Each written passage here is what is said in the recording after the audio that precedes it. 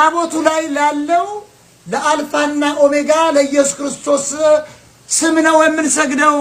ስማ ጴንጤ፣ አንተ ከሃዲ፣ የቃል ኪዳኑ ታቦት በሰማይ ላይ ታየ ማለት ምን ማለት ነው ታዲያ? ታቦት በዚያ ላይም አለ ማለት ነው። እዚያ ላይ ሀገር ካለ እንግዲህ አለ ማለት ነው። ይሄን እኮ ነው አይደለም መጽሐፍ ቅዱስ ነው የሚለው፣ እኔ አይደለሁም። የሰማይ መጋረጆች ተቀደዱ ተከፈቱ ይላል። ተቀደዱ። የቃል ኪዳኑ ታቦት በሰማይ ላይ ታየ ማለት ምን ማለት ነው? ታቦት በዚያም ላይ አገር አለ ማለት ነው።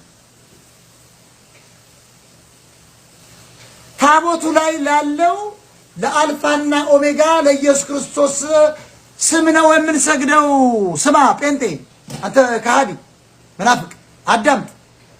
የራስንነት መቀጠል ትችላለህ። በቃ ኦርቶዶክስ ላይ ተፋታ፣ ሙስሊሞችን ተፋታ፣ ሙስሊምም ተፋታ፣ ኦርቶዶክስም ሁላችሁም ተፋቱ።